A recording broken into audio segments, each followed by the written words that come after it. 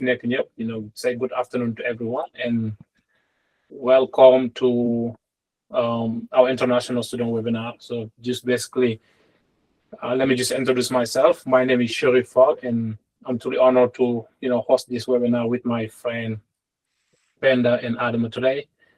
And on behalf of the Senegalese Network for Success, and at SNS, our mission is to connect and empower Senegalese professionals and students across like US, and the diaspora.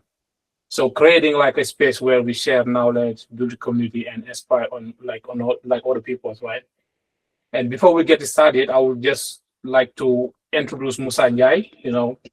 I would like him to give us like a brief introduction of SNS and our mission and why we are building SNS. And from there, we will definitely keep pushing into our webinar today. So Musa, the floor is yours. Well, thanks a lot, Sheriff. And again, I want to just restate that we're really happy to have everyone here joining us. So I'll take just a few minutes to tell everybody about our organization, the Senegalese Network for Success. So I'm Elhaj Moussa Ndiaye. I'm in Washington, D.C. And so I've been in the U.S. for about 30 years now, so most of my life. And I joined SNS several months ago because the goal that this organization is trying to achieve is one that is really based on one primary principle, right? We believe that together we can achieve quite a lot. And the Senegalese Network for Success, it was created around one belief that our collective success depends on how well we connect, how well we support, and how well we uplift one another. So the discussion we're having today falls within that goal. Many of us have studied abroad or worked abroad, and we know how challenging it can be to manage that journey, right? So we have to adapt to a new culture. We have to manage going to school and work. And we're doing all of that away from our homeland, away from home. And we were created, so our organization was created to basically give people the tools to address those challenges. So our mission is to connect, right, talent across the globe and to build a community where we can share knowledge, share experience, provide mentorship to those of us who are actually just starting their professional careers, and also provide opportunities. So we focus on a lot of goals, but I'll just talk about a few of them. So we want to empower students and young professionals. We want to do that through mentorship and guidance.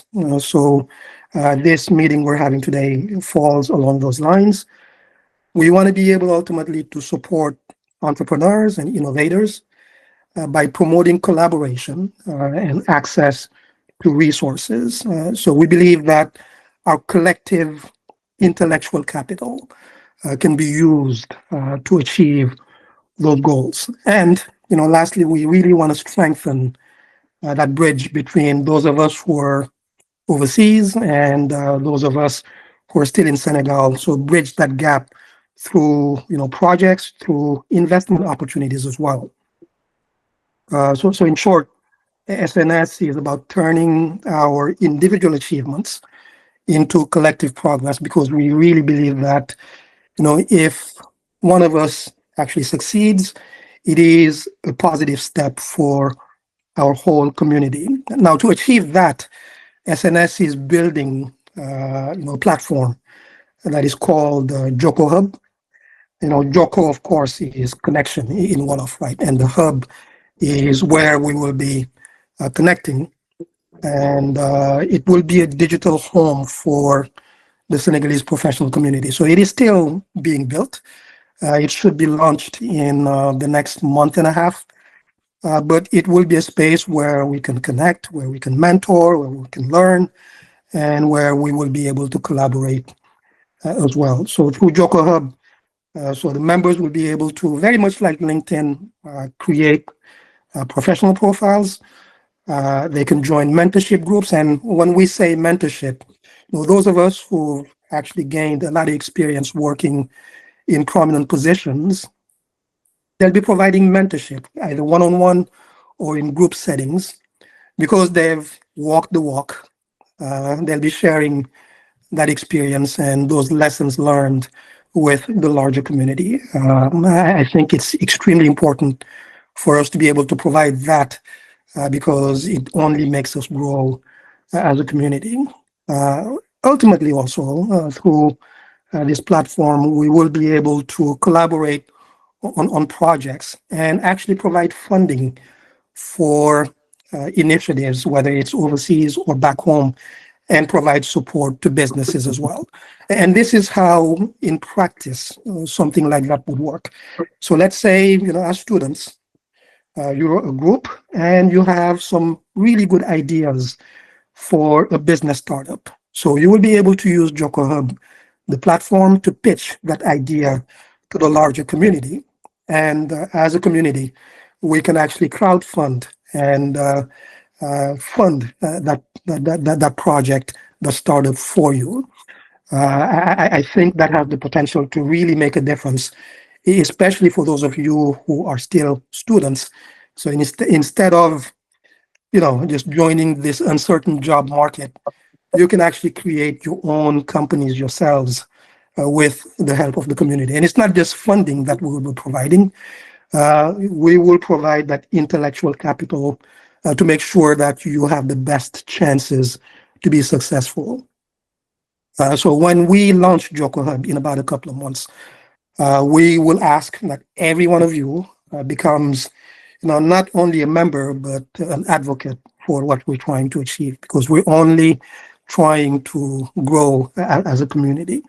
So whether you're a student, whether you're a mentor, or simply someone who is just passionate about giving back, you have a role to play. And our organization, SNS, is not just an organization, right? It is, I really want to say it is a movement to connect and empower each one of us, wherever we may be in the world, whether you're in Dakar, whether you're in Washington, whether you're in Europe or China, it really does not matter. And as we continue to build this organization, we really need your ideas, because we don't believe we have all the answers or all the solutions. So we need your ideas, we need your energy, we need your voice, because each one of us is an ambassador. And we want you to be part of something powerful, something meaningful, and most importantly, something that's going to make a difference for our community. So I appreciate you, Sheriff, giving me the opportunity to say those few words, and I'll pass it right back to you. All right, thank you so much, Musa, and for those inspiring words that you gave us today. So your leadership within the Senegalese Network is on top. We really appreciate what you do for us. And now, and the introduction that you gave about SNS, I hope people will be able to understand what our mission and join us as we work moving forward, right? And now let's move into today's main discussion. So we have definitely three incredible panelists that we have. Each bring us a unique, experience and perspective, as an international student, as like a professor, somebody who was in the journey like myself, or like Omar, who is here today, and Yoro and Colin also, and Penda. We all have the same experience, but I'm just going to go ahead and then let our first panelist, Omar, to kind of introduce himself. So we have, as a panelist, we have Omar Yang and Yoro Sidibe, and we have Colin Dow today, but I'm just going to go ahead and let Omar introduce himself and tell us a little bit about himself. Thank you, Sherry. All right, thank you for making this platform available for everyone, especially those interested in higher education in the U.S. My name is Omar Jang. I am currently a professor at the College of Worcester. Like you said, I actually Came here in the US in 2015 as an international student, doing graduate studies, right? I first started my early undergraduate studies at Sheikh Anta Diop University, and came here as a grad student under what is called graduate teaching assistantship. Right, so I was teaching at the same time, taking graduate courses until I obtained my PhD degree that allowed me to actually start working as a full-time professor at the at the College of Worcester currently. Thank you. All right, thank you, Omar, so much. And I feel like your experience will be something that will, help a lot of people and, guide international students who's here. And also, we know for a fact that we have someone in our community. If we need some question, whatever the case may be, we can run to you. So we really, really appreciate you. And then the next one would be your Sidibe. So the floor is yours. Hi, everyone. Thank you again, Sherry, for allowing me to give me this opportunity to be part of this today. And my name is Yoro Sidibe, and I came in the United States my senior year of high school. Initially, I would say for basketball. Ended up getting my undergraduate degree from Norfolk State University, and while also playing Division I basketball. And when I graduated, I transitioned to get a full academic or scholarship to get my MBA at TCU. And I'm currently working at Deloitte within the global banking and capital market sector. And thanks again for this opportunity. I'm looking forward to share more about my experience and learn more from you all. All right. Thank you, Yoro. Thank you for that. And thank you for being here. And I feel like, your presence here means a lot to like a lot of, especially those who are international students here, and anything is possible, through going through the whole process and being here with us today. So we really appreciate you. And the other one, the last one would be Colin Dowes. He's very, very weak. Definitely, it's very important to have him here because he's a current student athlete, and he's going through the whole process, and that's why we wanted to have him here with us today. And I'm gonna let Colin introduce himself. Assalamu alaikum. Thank you so much for this opportunity, and I love this initiative and everything you guys are building. My name is Colin Lamine Dow. I moved to the States when I was 15 to pursue my academic and athletic dreams. I'm currently at the College of William and Mary in Virginia, playing Division I basketball and studying in international relations and business. Thank you so much for this opportunity again.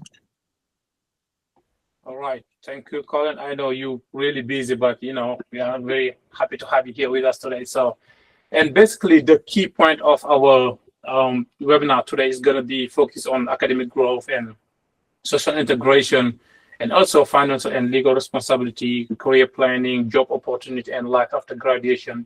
Just basically finding your path, right? And I feel like we have the right people who can share their experience here. And I'm sure you guys will write your question. If you guys have any question, feel free to go into the Q&A, and right there we have Panda and Adamo who are able to get your question and pass them through us. So, and before moving forward, I would like to let Panda kind of discuss, even before getting here in the US as an international student, we have to go through so much in Senegal, understanding like having school, the process, when it comes to getting the visa and stuff like that. So I'm just going to let Penda and give us some word about like, the whole process from Senegal until here.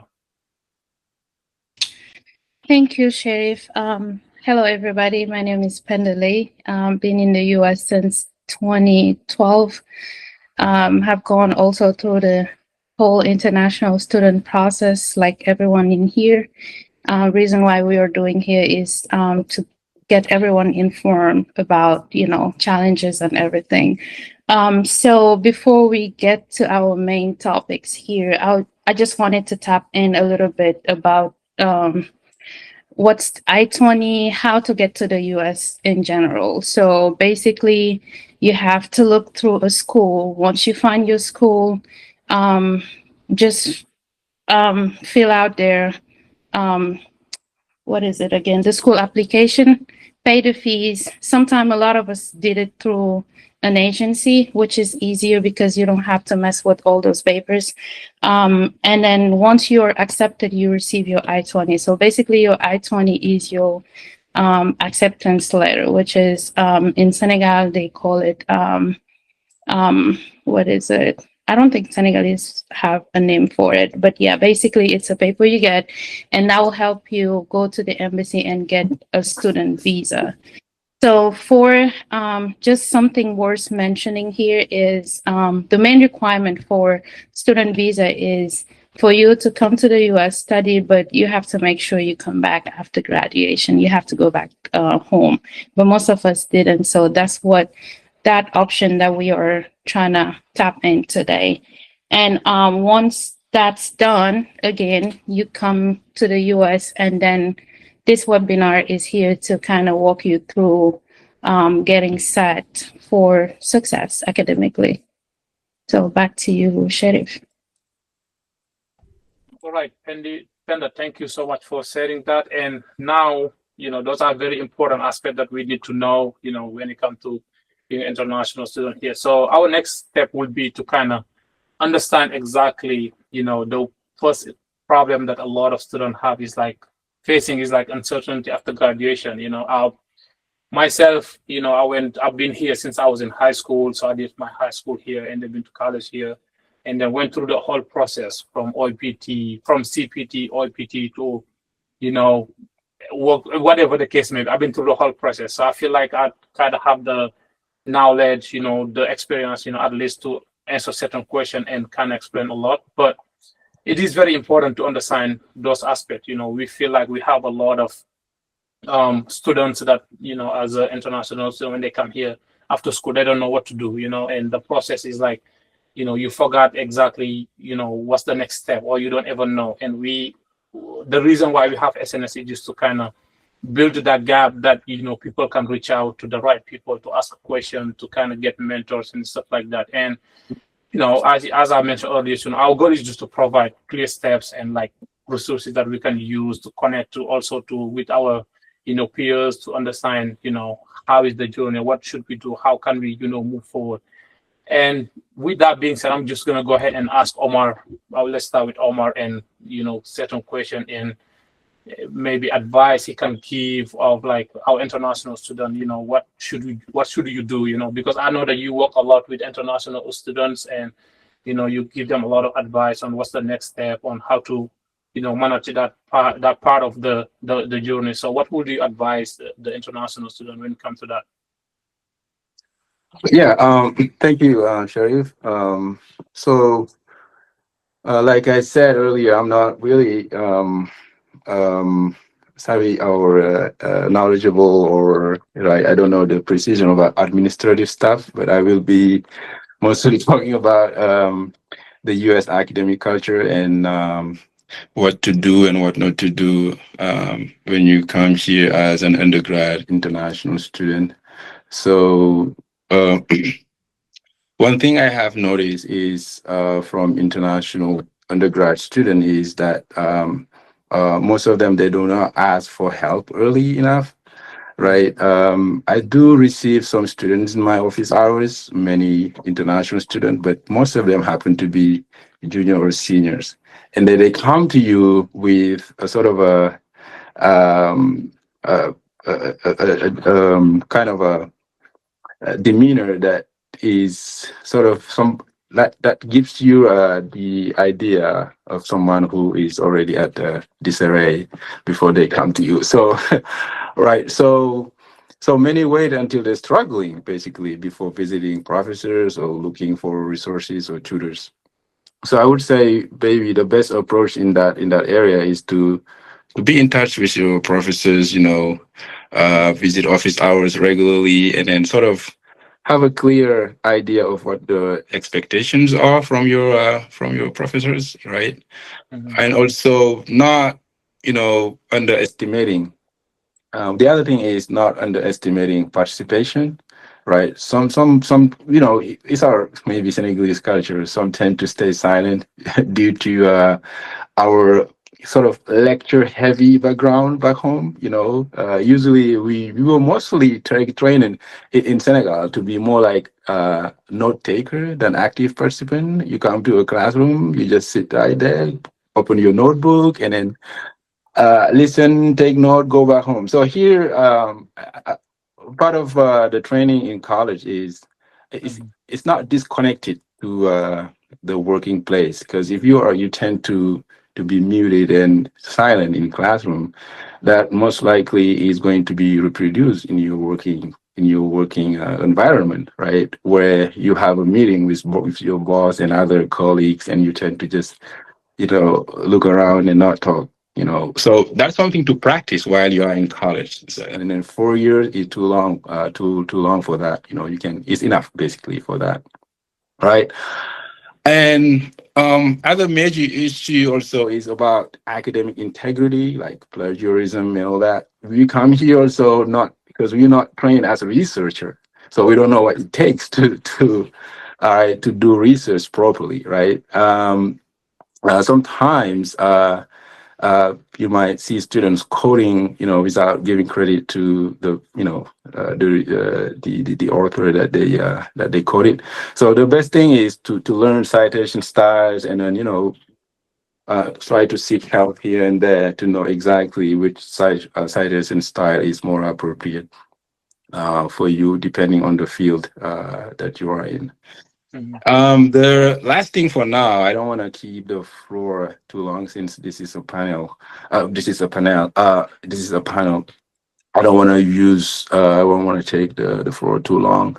The last thing is actually overcommitting academically. You come with the first year energy, you want to, take it all. And it sort of might be very, uh, detrimental to you. I'm speaking from experience. Many students down the road realize that they have taken too much in their first year than they should have, right?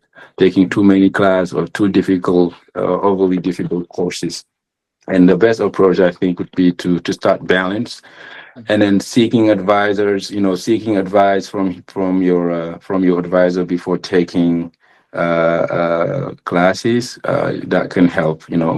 Sort of like, don't go about things in a blind way. Have a plan all the time, right? Study plan, even your daily routine. Have a plan, right?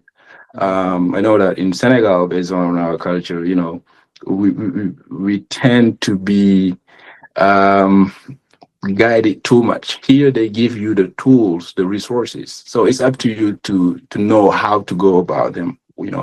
So that's something related to cultural habit. So or academic culture based on the differences that exist between Senegal and the US. So like I said, I'm going to stop there for now and give Okay. the opportunity to weigh in. All right. Omar, thank you so much. And it's very important that you mentioned about, resources and honestly, that's why we are here. Our SNS, that's the main reason we created. We want to provide those resources that a lot of people missing. And actually Mhm. at school, we have a lot of like something like the International Student House or whatever the case may be, but we don't really tend to use it as we're supposed to. And here, Mhm. one thing that we're missing in the US or even in the diaspora is like that ground or that place where we all can connect and then ask questions beyond even the school. And that's the Mhm. reason why we create SNS, and that's the reason we have SNS, and it's going to be a platform that will be so helpful, in Mhm.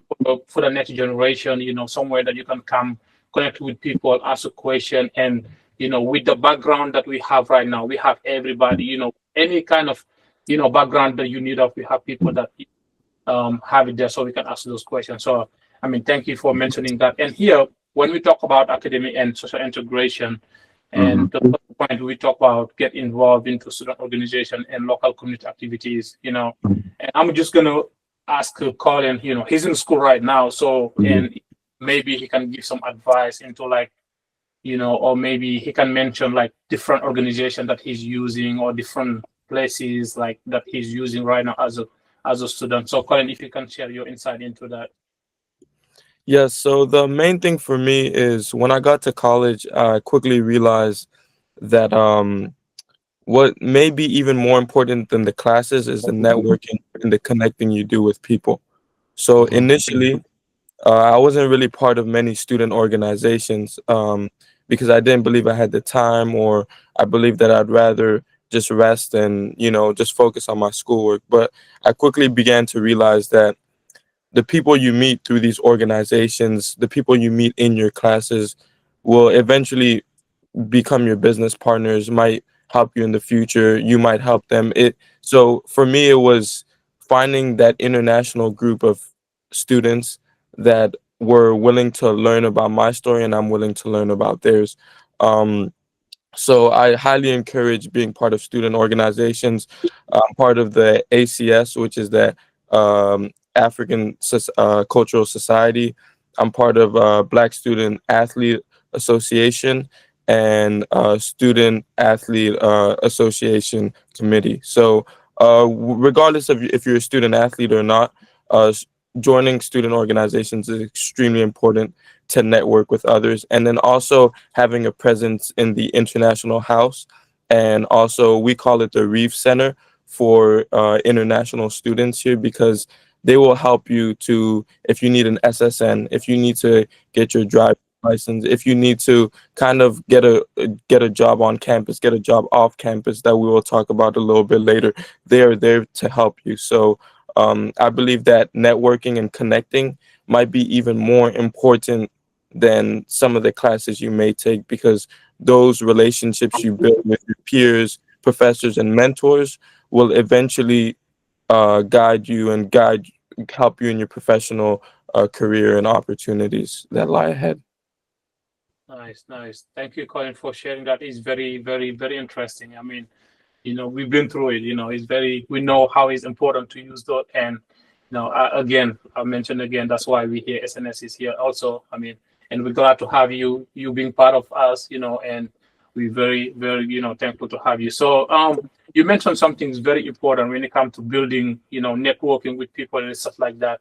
And at that point, I'm just gonna move it a little bit into Euro. I think he can share into like understanding the power of networking with people, and joining groups, or um, having like a lot of friends around you that, like you mentioned, probably can be your next business partner in the future.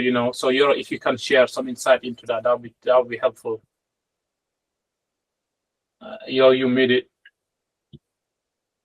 And I think Colin and Omar both touched it already. And I think with Omar really mentioning, usually when people come to you, and I'll say usually that's when they are in trouble or something, like it's usually like there is not so much things you can do.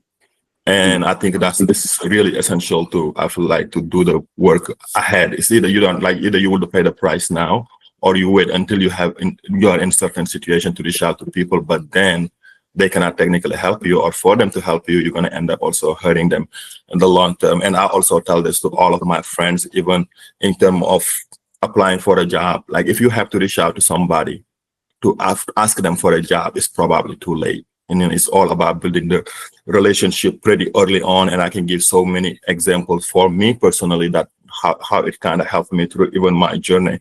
And Sherry himself here is actually one of my biggest network that also helped me through the process, and known him for years, built a pretty amazing relationship. But also when I was ready to transition from being a student athlete to go to college, and I don't have any prior family here. Basically, I came here initially for basketball, but I received a full scholarship that covered my tuition and my fees. But then the next step was I had to show a proof of income that I also could pay for rent for the whole year. And I really didn't have that income because I was studying and playing basketball, and ended up having Sharif help me through that process. And also being able to file that, showing that, okay, cool. But also is because one thing certain is he know me well to know enough that I probably will not do anything wrong, and I will probably do things the right way. And that's what all networking is, and just building that personal brand where people can rely on you. Like when I have, for example, when I have my venture, I know when I have Colin on it, it's going to be great just because I know his commitment. And that's what networking does. And one thing about the United States is people here will give you the opportunity when it's open and when there is an alignment. And it's more for you to put yourself out there, talk to people. Like that is my biggest advice.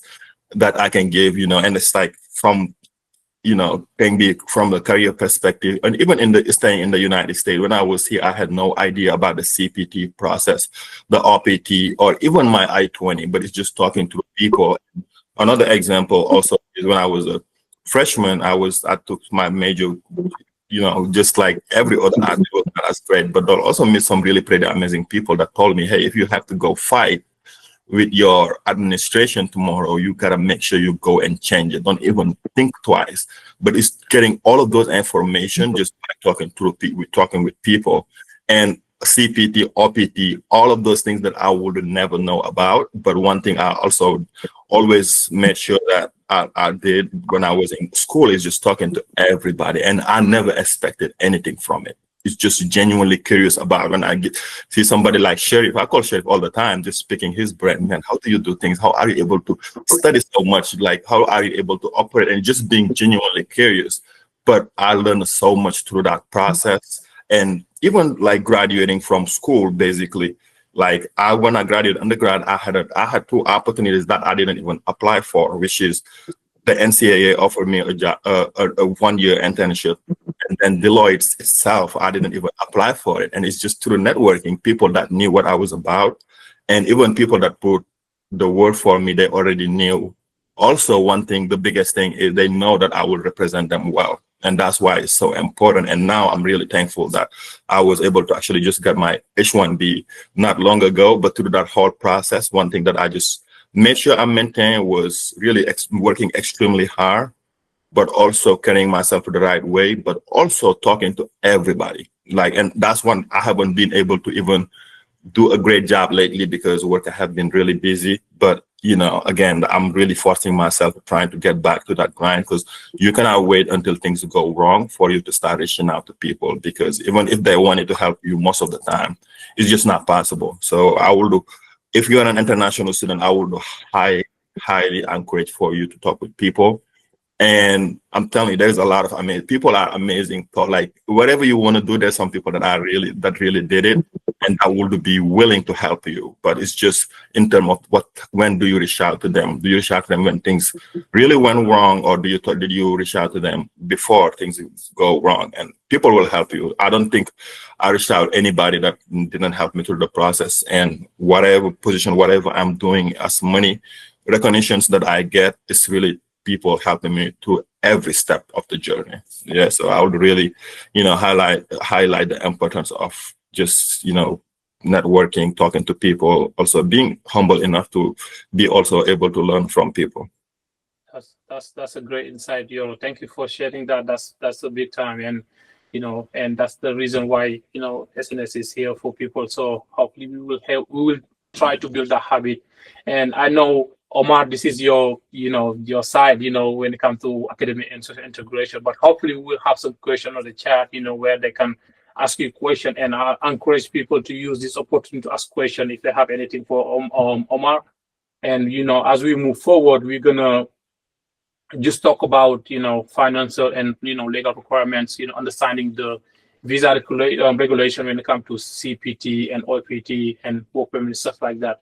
And it is very important. A lot of people, they don't really know about it, and like, for example, myself, I started with CPT. I mean, I had my CPT since I was in junior in college. A lot of people, when they look at my resume, my background, they were like, they think I've been working for years, but it's just because I took opportunity of this CPT. I was interning when I was in junior. I started working early on, being full-time athlete and, working and then trying to, and plus, not only the money I was getting paid, but the fact that I was getting credit out from those work, it was big time for me, because it was helping me not to take certain classes, So it's very important to people do a lot of research when it comes to CPT and, understanding when should they apply for it, when should they apply, because there is a timeline, where you can put in your CPT and your OPT, and it's very important. And make sure to kind of stay on top of deadline when it comes to requirements, and then understand this is the time where you should be using the international house. That's how we call it in my school. But use them, ask them when you travel, especially like those who want to go to Senegal every summer or every December, whatever the case may be. As an international student, make sure to ask them the right question. where, sign papers, because you don't want to go and coming back and you're having some problem because your I-20 was not signed. So that's very important. And I'm going to go through this real quick so we can move into, the next step of our webinar today. And here we kind of talk about like career planning and employment. So just basically like I think either Penda or Omar mentioned earlier, understand exactly what you're studying and what is your goal, what do you want, what is your career and who you want to approach. If I want to be in the finance side, probably is important for me to know people that is in finance, and we can ask them questions, we can ask them like a guidance and stuff like that. And also the other big important aspect is like building a presence, like having a presence online. And like I said, and Colin can talk about it a little bit, is very important, and he been doing it. Yora is on it also. But Colin, what made you have that study that impact early on in your? I mean, I know you're still in school, but what made you start that presence that you're building right now on social media, on like LinkedIn? What made you start that? For me, honestly, it was looking at Euro, and he kind of inspired me to kind of understand that like this is like you're building your brand. I feel like in today's society, you kind of are building your brand to show people what you're passionate about, to show people what you're interested in and what field you want to go into. So building a LinkedIn and a portfolio was very important to me because it showed me that like being the early bird when it comes to building yourself is very important because it will continue to help you in the future. And people who are older are always willing to help when they see someone who has that enthusiasm to try to build themselves and to try to show their passion. So I feel like beginning it earlier is one of the most important because you'd rather be early than late, and when you're a little bit late, it can hurt you when you're trying to get internships, volunteering, and it goes back to now as internships are getting harder to get, opportunities are getting harder to get. It's very important to be early and to let people know what field you're looking into. So that's probably what gave me that epiphany to begin networking and to begin building my brand to try to show what I'm about to other people. Nice, Colin. That's really good. And I'll definitely salute you and encourage you to keep doing the same thing. And, it's very important as we move forward, going to whatever case, maybe you want to make sure you have your resume and you study early, which is really good. So I just wanted to go back here a little bit into when it comes to understanding the CPT and OPT and also, so basically just to kind of give a little bit of insight of the CPT, basically that's what as an international student, we were not able to work, off campus, and, this CPT that they provide was helping us, which was helping us to have a job, off campus and while you're in school, and, for example, in my case, I was not able to do anything off campus, but when I started doing my CPT, I was able to work in a company and basically I was getting paid. Not only that, but I was having credit hours from that, and it's very important. And not only, the experience that you have, but it's also good when it comes to your immigration status. You want to make sure that they know that you've been through the process the whole time and you're following the steps. When you have the steps and you people can see that you have from your I-20, you have your CPT, you have your OPT, and moving forward. So that's really good. And also the OPT is basically when you finish your college, when you finish college, and then you have, like, for example, it depends on what's your major, and you'll be able to have like a work authorization that can last up to like from 12 to 24 months. And I think Penda, if you can, join us here and then just give you some insight into the OPT and CPT aspect of it. Sure, Sharif. Sure. Sorry, I was muted while talking. So, like just Sharif explained, CPT, OPT, those things are like sequential. So you need. So a lot of students don't understand they can get their CPT a year after they started school. So it's very important for them to start on that, because once in CPT is like your curriculum practice training, and it's a work permit that just allows you to work in your field. So you cannot work outside your field when you are under CPT.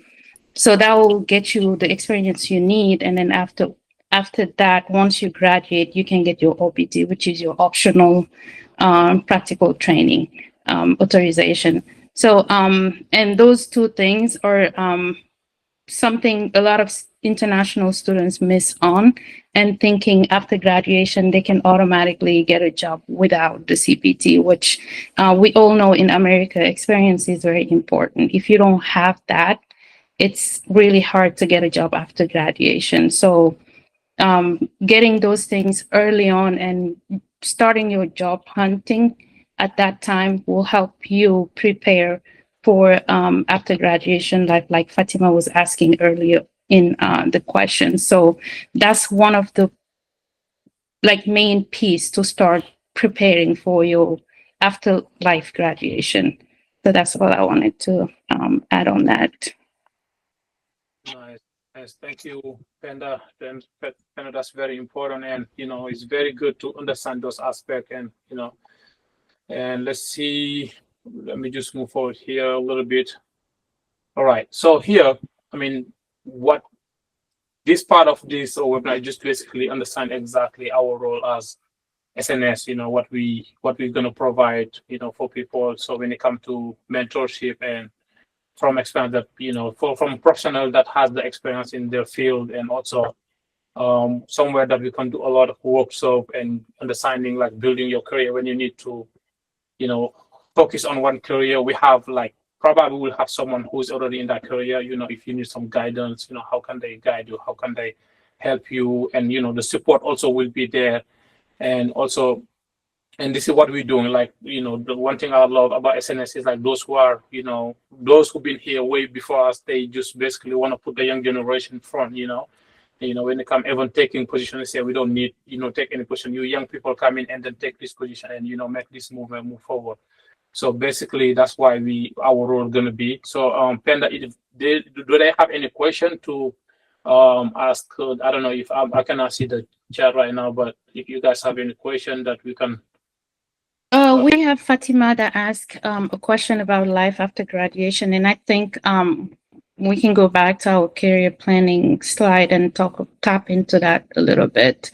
Okay. And also, if she wants, I made her a contributor. She can jump in and we can talk about that a little more. Fatima? Yes. Can y'all hear me? Yes, of course. Okay. I'm sorry, I won't be able to turn on my No, camera you're because I'm fine. actually in the car. Okay. Absolutely. Hello everyone, and I've been listening. Mashallah, it's been going great. And I'm very happy to be part of this and to witness this. And I was actually just chatting with a friend, Ibrahima, and I was just saying, like, man, I got so much to say into this. Yeah, go Because ahead. as all of you guys, I've also been an international student. I came in America in 2011. As one of y'all were saying, I've been also a student athlete. So I've been also through the process of starting from CPT to OPT to H1B visa, etc. So I truly believe that there are so many things that a lot of our youngins need to know before they get there. And also not to make the same mistakes that we did. The first thing that you were talking about, Penda, and I just wanted maybe to add on into it, like you said, it's you have to start super early so that you won't be surprised at once you graduate. Because if you don't start early, then you are going to be in a situation where it might be late, or you're just going to be in a very small bind. Um, you can start your OPT, especially when you are thinking of staying in America. You can start your OPT as early as 90 days. So, like when you know that you are graduating in May, for example, you can start as early as February. like in the mid-February, for example. And then also when you graduate, it is important to know that we have a grace period because we are on a status, but that status just don't stay there. Even if your visa might say like, oh yeah, I have to stay there. Like I have my visa expiring in 3 years. The moment that you graduate, your status is sticking. So you only have like 60 days as your grace period to change status. So that's what I wanted to add because I was there and, I didn't know a lot about it. So at the end, I was rushing, trying to find someone to help me and all that. Alhamdulillah, it did help. It went well, but all that stress could be avoided if I knew that I had that opportunity prior to even graduation. So that's what I wanted to add. What else? I know y'all talk about a lot of great things. But yeah, I just wanted to kind of add that into the thing. I was asking that question because I truly believe that I think Colin was just talking about how it is important to network. And also Yaro and Omar were just talking about also the importance of it. Guys, we just need to stress it. Like we cannot stress it enough to tell people that in America, a lot of things is about networking. It's not about what you know, it's about who you know. And that's it. Thank you. Thank you, Fatima. We really appreciate the participation and the insight. And again, it's very important to emphasize the fact that they need to start early on that. And also just to tap in on what you said, I myself made the same mistake of not having a plan B, applying for OPT in case it gets denied, which is you lose your 3 months period. Like that grace period is very short, and you need to have a plan B to actually do something else while you wait on either reapplying for the same thing or going back to school. So those are your two options. And getting informed also is a big thing. So thank you all. Thank you very much for the insight. Back to you, Sheriff. All right, thank you for that insight. We definitely love it, Fatma. We cannot wait to have you into, our into SNS. We need so much people to join us and then to be part of what we're building. Because the effort. Wally, Sheriff, sorry, Wally have his hands raised. So Okay, I'll Wally, get back. go ahead. Mhm. Yeah, the information is here. We just need like the right people to come in and then share with people and guide people. So I'm Wally. Wally. Okay, Wally, go ahead. You good? Yeah. Sheriff, thank you, Penda. I just wanted to say thank you to your panelists, thank you to everybody in this meeting. But I'm gonna take the point of view of somebody who is brand new in America and who is in school enrolled but have no idea how it goes. I hear a lot of PTA, OPT, PWS. What's the meaning of that for somebody who is really new to all this? Having an understanding of what it is would help a lot. That's number one. And number two, if I'm pretty sure people have a lot of questions. Would it be possible for them to be able to ask those questions? Maybe if you guys can spare some time for people to ask questions. Yes, definitely. We will definitely. Let's just do the open up the question. See exactly. Penda, do you have any insight of Yeah, what? I will answer Wally's question. That's what I was doing earlier. So basically, Wally, once you get in and you get registered for your classes and you start you're assigned an advisor. So for international student, it's two advisors. You have your academic advisor and you have your international advisor. So your international advisor is supposed to be the one telling you about all these steps: CPT, OPT, work permit, social security number, how you can get a job on campus, which most of the time they themselves don't know about. They are not super knowledgeable about that. So doing your own research about, your own life is also very important. And so once that's done, you're assigned your academic advisors, your international advisors, then comes the whole process of being able to work on campus. So first of all, you need to, it's either you get your social security number through applying for the CPT, or you can get it through like applying for an on-campus job. So the school can provide a paper that you can take to the social security place and get your social number. And at that point, you can get a job on campus, which is a good starting point, because even though the money is not that much, you can still use that money to get books, food, and stuff like that. I'm talking out of like, personal experience. So after that, CPT is your curricular practical training, which is curricular, of course, that's only done while you study. So when you're in school and you want to get an internship, a co-op, or whatever job you want outside of the school, then you need that CPT to be able to do it. So international students cannot only wake up a day and be like, because I have my social, I'm going to get a job outside of school. It's illegally, it's not legally permitted. So you have to go through the process of applying for your CPT, which is the curricular practical training, which you get through your international advisor. They have to sign off of that. You go to them, they give you the paperwork, you fill it.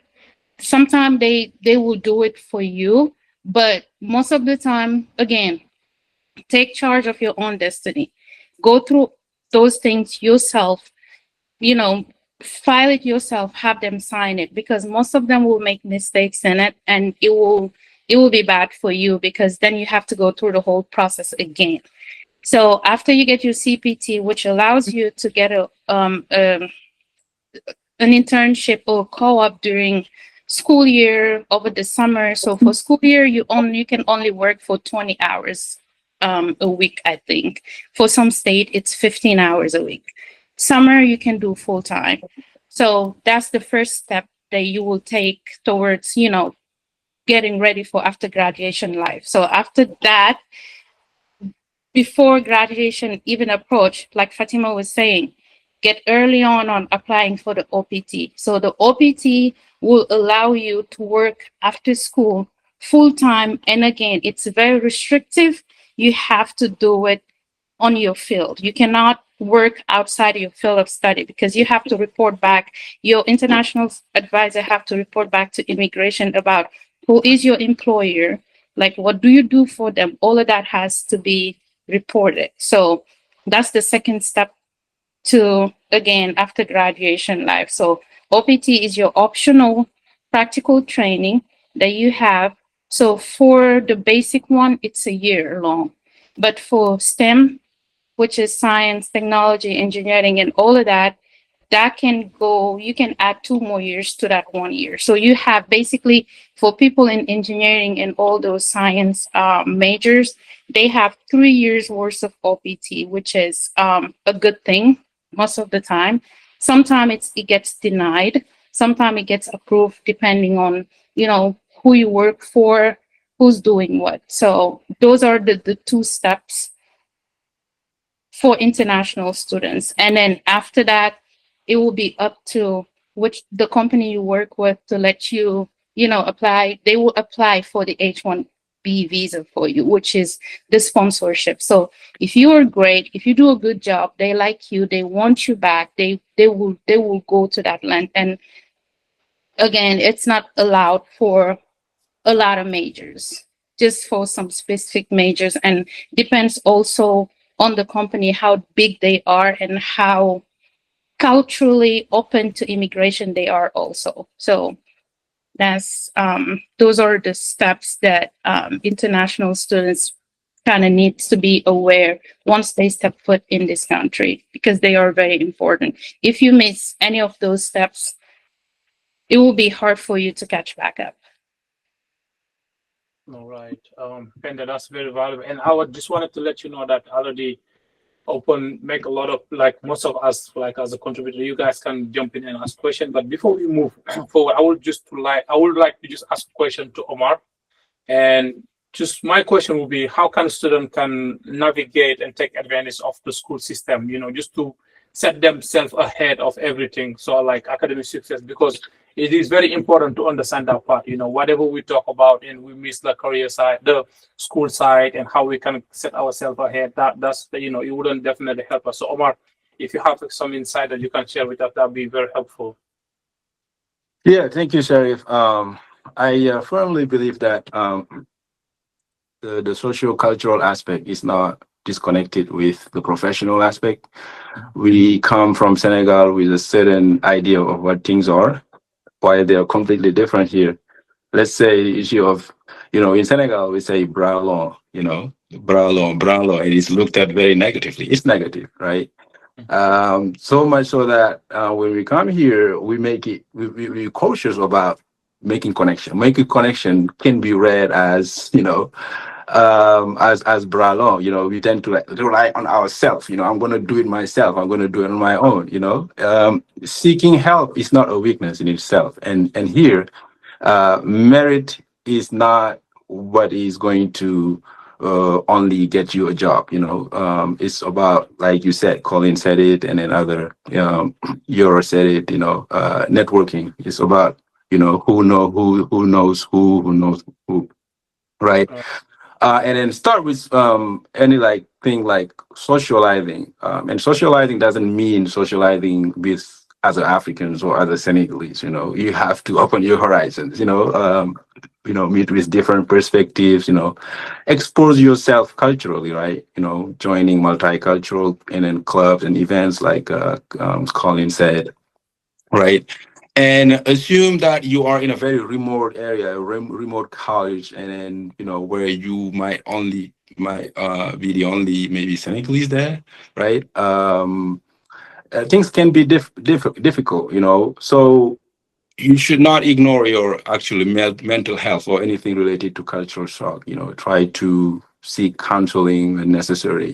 Talk to people about the things that are going on in your head. Share them. That's the only way you can have help. But also, in all campuses, there are established resources that you can use. They are there. They just need to be found, and then they can only be found through communication. Do not wait too long to visit, for example, the career center, right? Many will wait until senior year, because in Senegal, there is no combination with academic life and professional life. They tell you, go get good grades, and then, yep, you graduate. That's the real life is there, and you don't know what to do. It's different here. Here, resources are there to accompany you in your academic life. So do it both. Do it at the same time, right? Colin mentioned something about marketing yourself. You need to, build a profile. You're taking classes here and there and anywhere, but you need to also at the same time think about what you would like to become later, and you kind of frame yourself and profile yourself based on that which you would like to be later, and not wait until you have all those excellent grades and later try to do it sequentially. You have to do it simultaneously, right? Through thinking about internship and all that. So those are the things, overall main ideas, subtle, but also I think very important, because like I said, I've been hearing like practical things, CPT, OPT, and all that, but it takes the mindset and the way you think about things to take action. Action doesn't just come right away. Mindset is always something that precedes actions. So when you come here from Senegal or from any other African country to the US, you need to shift your mindset in a lot of different aspects, and only then can you be able to take action, right, and change the way and then progress. Thank you, Sharif, for that question. So just to tap into what Omar just said, your professors are your best assets, because they know companies that would hire people. So again, Bralon is not a bad thing here. Use them, approach them, neexal leen, like be their friend, do whatever you can to get their into their favors, because they will recommend you to people. They will recommend you to people. I think we do have a question here from Ibrahima. Yahya, we made you a contributor. If you want to jump in and just give us some insights, that would be great. Oh, hello. How's it going? Good. Thanks. Good. Well, I'm Yahya. I am a student at the University of Florida, and I'm also a process automation engineer down here in Arizona. So I was just giving some insights about talking to the international students who are there before you, not necessarily Senegalese people, because usually we don't really find Senegalese people where we go. Like, let's say you're in the middle of Oklahoma, you're not gonna find a Senegalese person there, right? So those are things that you can leverage, talk to others, and there are opportunities like resident assistants and stuff like that that can help you lessen what you pay for school and things like that, whatever. But my main question right now is, I know there are a lot of people going through OPT and stuff like that. I'm wondering if the Joko Hub will be a platform where people will be sharing opportunities from their organizations, where other people can apply to, such as people who are on OPT. That's my main question there. Thanks. All right. If you guys don't mind, I can actually take that. Go ahead. I was gonna say Musa. Yeah. Go ahead. No, so not only that, but we want to also have the capability to offer internships to graduating students.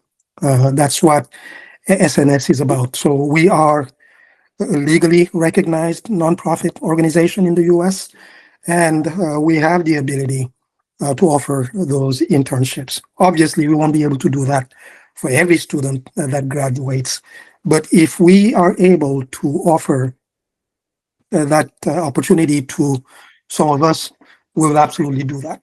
The other thing is that we will have a job board as well on Joko Hub, where business, where job opportunities will be posted, and the primary target obviously will be the community, especially those students who are just joining the job market.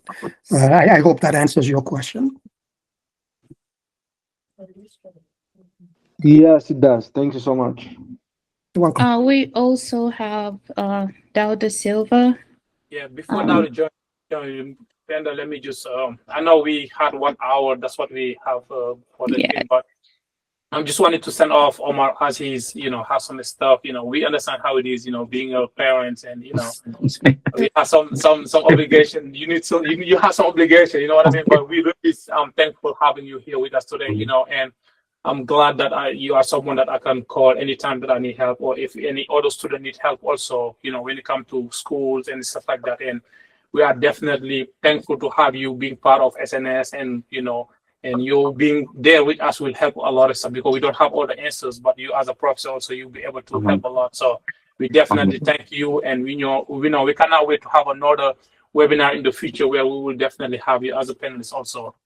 Thank you so much, guys. Congratulations again on this. This is a great job. It's a great initiative. I congratulate you and cheer you up on it. Don't let it down. Keep on working on it. I'm thinking it's very helpful to all of us, to students, and to our young brothers and sisters coming ahead. Thank you so much, Penda, and my Thanks, Omar. co-panelists. Thanks. And Appreciate having you here. All right, Musa. Bye. Bye. All right, we have Dauda here. Dauda, you can go ahead and open your mic and ask your question, and hopefully we'll be able to give you some answer. Awesome. Hi, everybody. My name is Dauda Silva. I am from the Gambia, born and raised, but also being raised in Senegal, Liberté and Kermassa. So I have a little experience in Senegal. I am an international student too. I am currently in my sophomore year at Waynesburg University. I came in the US 4 years ago, between junior year and senior year in high school. I want to thank everybody, especially this initiative that, the Senegalese Network Success and the contribution that you guys have been, doing. I joined the call earlier, listened to every person that spoke here. It has been really educative and I've learned a lot. I just wanted to share a little bit of experience, the little experience that I had since I came here. I also learned about the CPT, which I didn't know about, but thanks for this webinar. I've learned a lot about it. I also understood that if you're in high school, you're like eligible as an F1 student um, to have work study. So it can be any on-campus job if you're on campus in the high school that you are in. And that kind of helps you get the social security. Um, it's really important that Penda highlighted the fact that if you have the social security, being eligible to work on campus doesn't qualify you to work outside of campus. Like you want to go work at a restaurant or another company, it does not. So I'm glad that she highlighted that because I went through that with the social security. I thought I was eligible to work outside of it. So it was really important to know about all of those stuff. But it's really important to have these type of things as an international student to network. Colin and Yoro have highlighted went deep in details about networking. For social integration, it's really important to go in within the school, join organizations, talk to people, create bond with the professors and the students too. But I also wanted to add, which is building your resume. Building your resume is really important when it comes to being an international student because number one, you're less privileged. You don't have your family here, like Yoro said. So you have to depend on building the network that you can build. Just not only building resume, also building your LinkedIn profile. Being here at Waynesburg University, that's one thing that I learned. You need to be out there, putting yourself, out there professionally, like so that people can know who you are. You're like bigger than a student athlete because it's really important that you guys talked about this.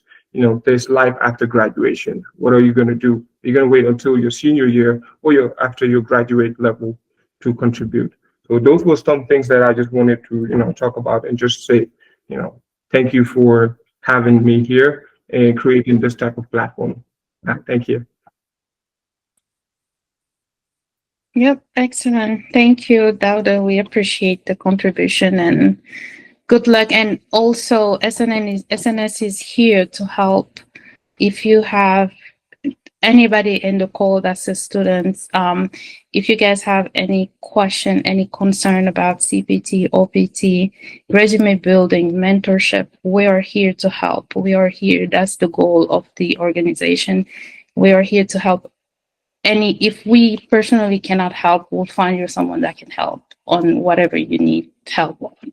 So don't hesitate to tap into our network to get yourself successful because we will help you. That's the goal. And yeah, also after this, we'll try to everybody that register will try to send out like kind of resume of steps to take when it comes to CPT, OPT, work authorization, all those things. We'll just have a timeline of those things available to everybody. All right, and Dada, thank you definitely for asking a question and the insight that you add on. So this is basically, honestly, the beginning of what we're doing, right? So we want to make sure to keep doing this webinar and then make sure that people know that the platform is here and we have the right people around us where they can share and help guide.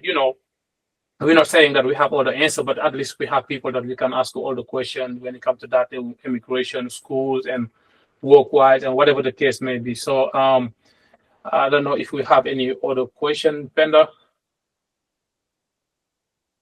I think Beatty wanted to say something. Okay, Beatty. Let's see. Make us a contributor. Okay, Beatty should be able to join. Hey, thank you, Sheriff. Thanks everybody for putting this together. I wish this was here when I when I came in this country as a F1 student. We struggled, man. I'm telling you, information is key to success, and what you guys doing in this webinar uh, is so important, right? I think we need to have this same webinar redone maybe every quarter, right? Because this is so in time and aligned with what's going on. You guys know, right, what I'm talking about, right? So there's a lot of confusion about new government. US, one thing about US is the consistency in certain processes. They will never change, no matter who is in here, right? Is a Democrat or Republicans, right?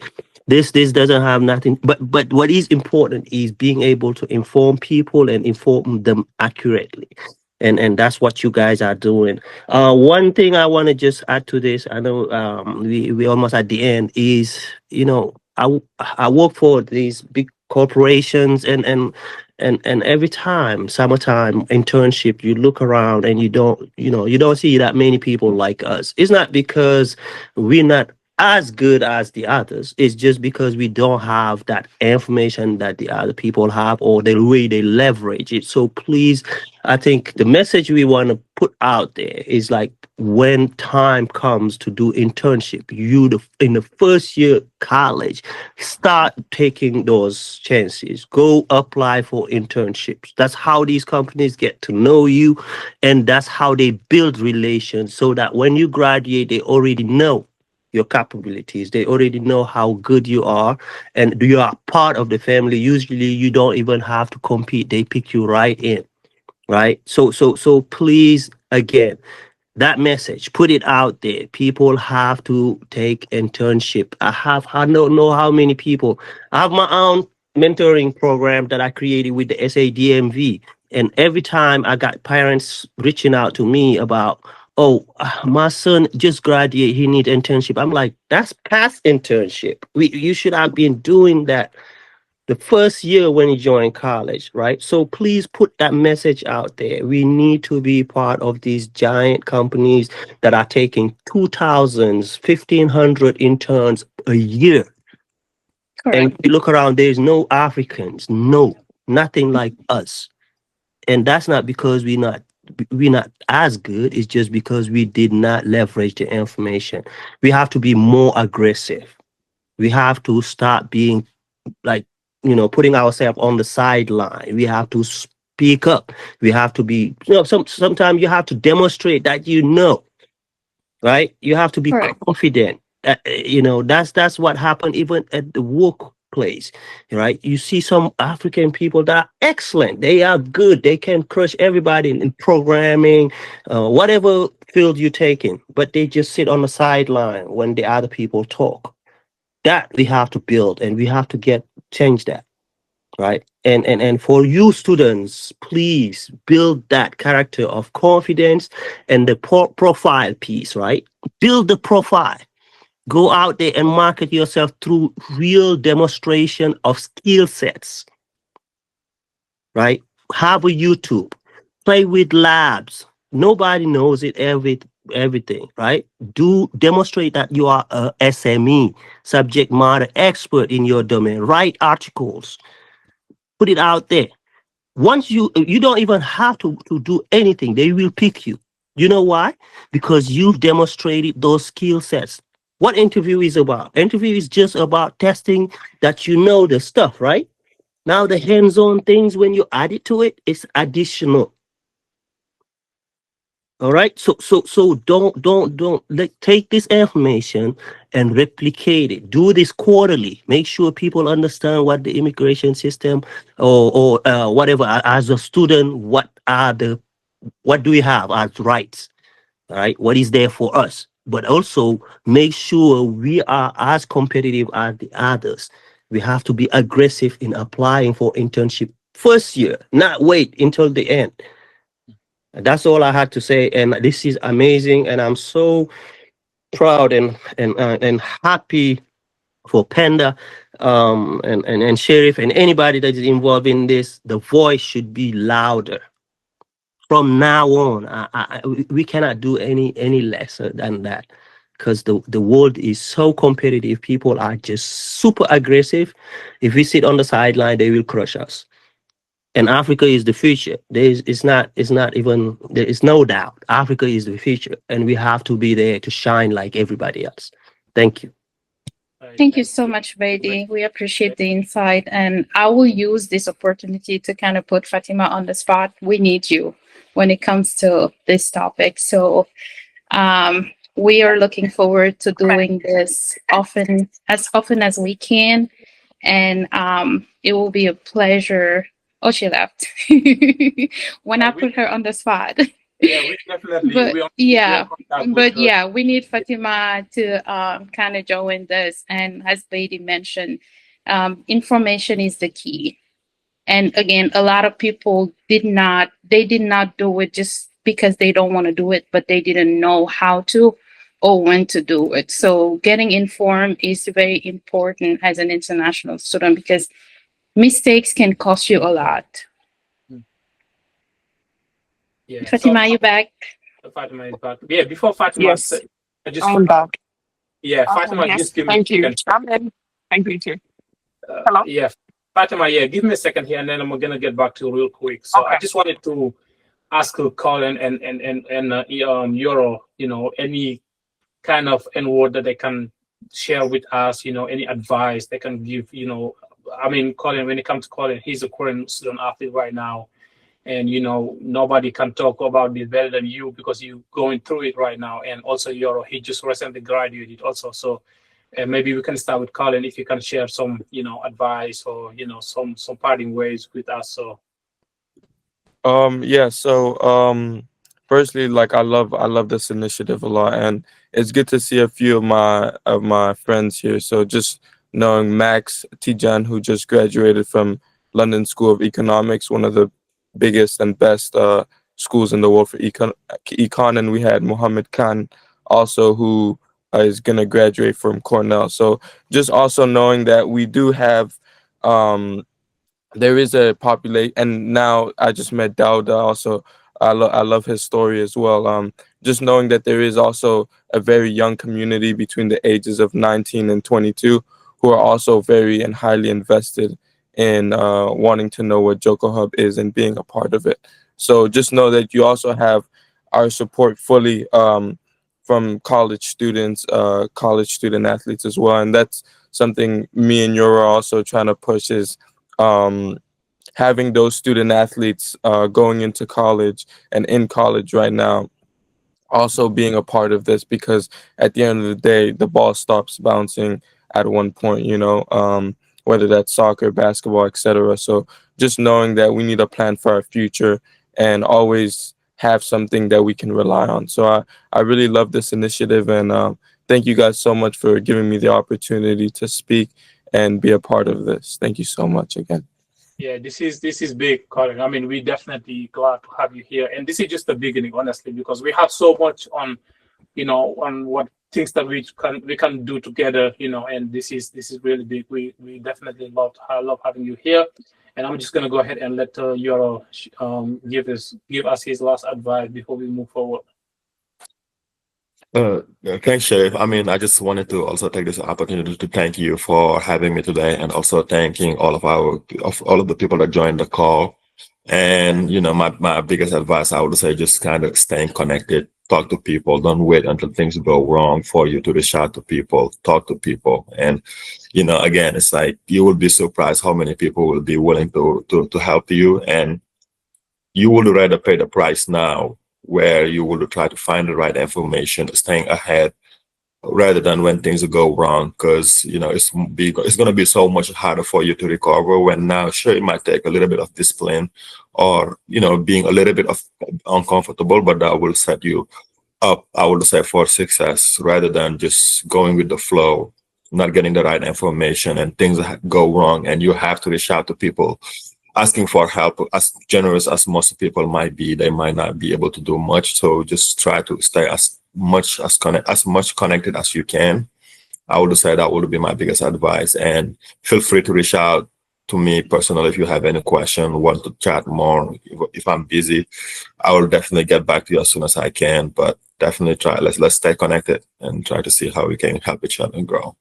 Yeah, Yoro, Colin, and Sheriff, I know we have a big audience of athletes here, so I wanted you guys to mention to them it's always good to have a plan B. Not anybody will be making it to the NBA, so please put the word out there. Not to go to school just to keep those grades up, but have a plan B, which is a good career planning. So if things go south, you can go north. So Yeah, let me add something into that real quick because it's very important to mention it. As we come here young, we just all NBA was our goal, and either NBA or go pro, right? And life happens. Someone like myself, I injured during my junior year of college. I knew for a fact that going pro was an option for me. But way before that, I started preparing like very young. From the day, maybe not the day, but the month that I get here, I already got my social security, and then when I was able to get to CPT, I had my CPT, OPT, I have everything ready. So even if you're planning on going pro, even if you're planning on going to the NBA, whatever the case may be, having those steps ready is going to be beneficial for you, no matter what it is. No matter how things ended up in the future. You know what I mean?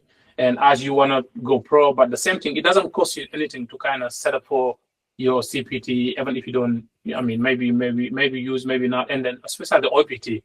The OPT one, no matter what, you just try to apply for it and then have it there, and you never know what's gonna happen. I have friends that I know that the NBA was the picture for them, and also going pro was the picture. But with them being good in school, with them their major, and they find like a big, great opportunity here in the U.S. They were able to kind of go through the whole system and then file for all those steps, and it's very important to go through it. And I just encourage everybody to file those steps, go follow those steps, and probably Euro can add into that, and also maybe Colin can add into that before we move to the next person.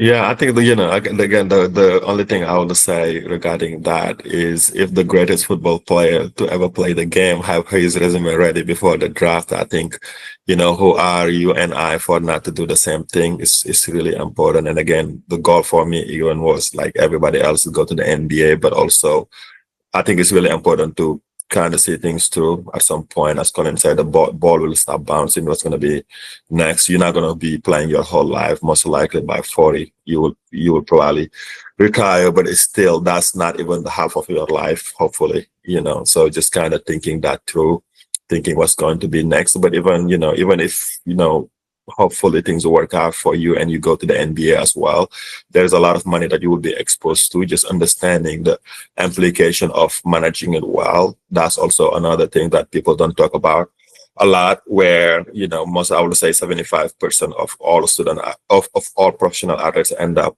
having financial difficulties. So few things where you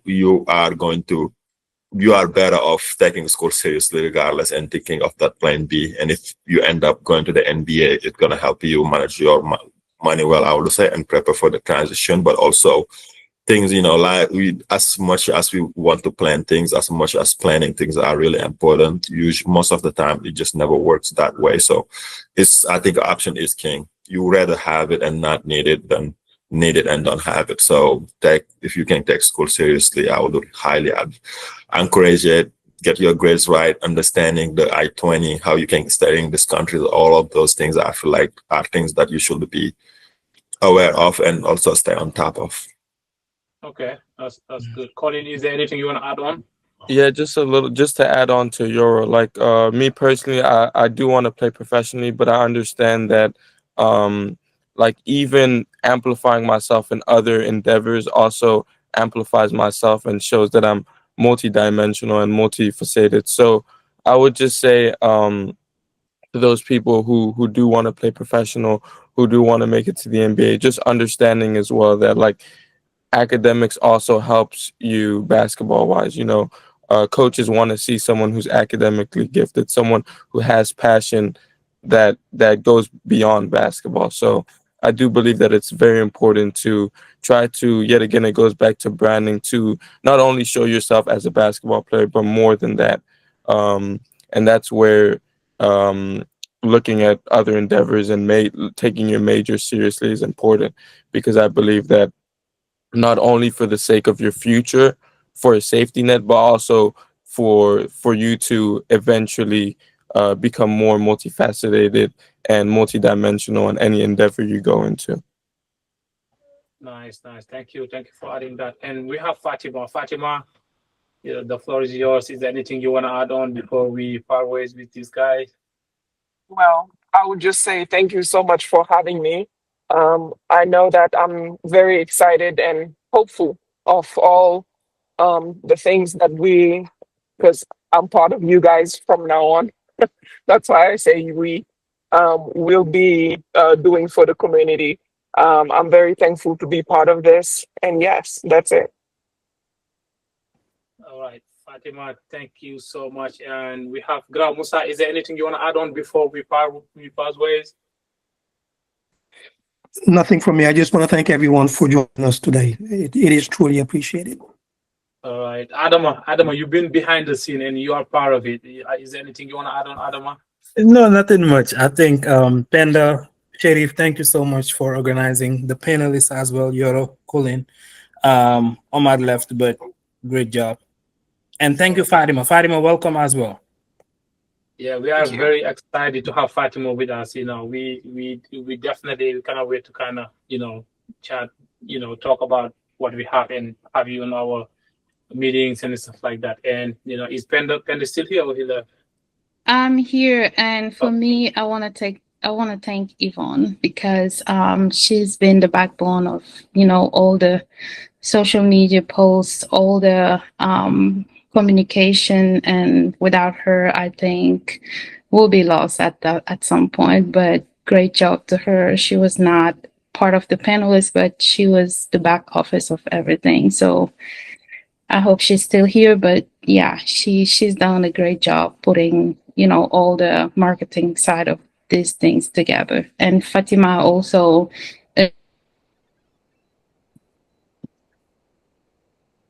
It looks like we lost, and she'll be back. Yeah, definitely. I will definitely take this moment to shout out to Yvonne. She did a very, wonderful job, helping us do the marketing side, posting on all our social. And from here, we just need to kind of keep doing the same thing, following each other. And then, when it comes to LinkedIn and all the platforms, so Yvonne will also helping us here with the Senegalese Network for Success. And looks like Penda, you back? Sorry, my network is No, messing you're with good. me right now. But yeah, that's all I wanted to say, and kind of welcome Fatima to the team and tell her, like, if we need to do more of this, we'll appreciate her being part of it. And definitely everyone is asking for a part two. We'll work on that and see what we can do to put the information out there. Yeah, definitely. And shout out to my brother Iba also. He introduced me to Fatima a couple of weeks or a month ago during our network, our was TikTok live also. And we cannot wait to kind of move forward with what we have going on up there. So, and I just want to take this moment to thank everybody who joined us today. I know we had like 1 hour. Some people had to leave early, but this is just the beginning. We have so much on like so much stuff that we can do later on in with SNS. So I just want to say thank you guys for being here with us today, and we cannot wait to host our other webinar coming in. So all right, I hope you guys have a good rest of the day. Thank you, Sharif. Thank you, everyone. Thank you. Bye. Thank you All so right. much. Appreciate it. Yeah.